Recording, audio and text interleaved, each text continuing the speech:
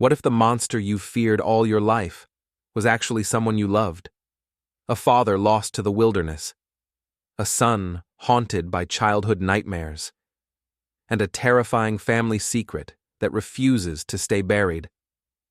Tonight, we're diving into the chilling depths of Blumhouse's Wolfman 2025, a terrifying tale of transformation, trauma, and the curse that turns man into beast. From its shocking opening to its tragic conclusion, we'll break down the story, the werewolf's anatomy, and the gut-wrenching twist that left audiences speechless. And trust me, you won't see this ending coming. So grab your silver bullets and stay close, because once the full moon rises, there's no turning back. Wolfman, 2025. Ending. Explained. Our story starts in the unforgiving wilderness of Oregon in 1995. A lone hiker vanishes without a trace, sparking rumors of a mysterious virus connected to the region's wildlife. But what really happened? And what ancient terror lurks in those mountains? Cut to young Blake Lovell, a boy on a hunting trip with his father Grady Lovell, a strict, no-nonsense man.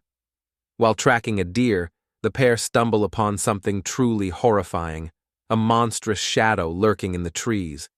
They barely have time to react before it charges at them, forcing them to take refuge in a treehouse.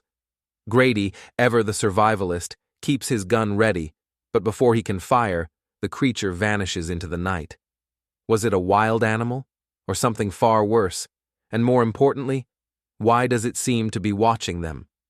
Fast forward to the present day, and Blake Lovell is no longer the scared boy from the past. Now living in San Francisco with his wife Charlotte and daughter Ginger, he has spent his life trying to forget the horrors of his childhood. But some scars never fade.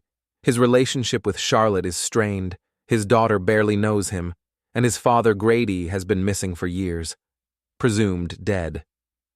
When Blake receives his father's death certificate and the keys to his old childhood home, he decides to return to Oregon for one last attempt at closure. He wants to leave his demons behind, but he's about to find out that some demons refuse to stay buried. As Blake and his family approach the isolated cabin, night begins to fall. They are guided by a local, Derek, who warns them that these woods have a dark history. But before they can reach safety, something emerges from the darkness. With glowing yellow eyes and razor-sharp claws, the creature attacks, sending their vehicle crashing off the road. In the chaos, Blake is slashed across the arm, while Derek is dragged into the shadows screaming. Blake manages to rush his family inside, barricading the doors and turning on the generator. But his wounds begin to fester almost immediately, his body sweating, teeth loosening, and vision blurring. And then, the unthinkable happens.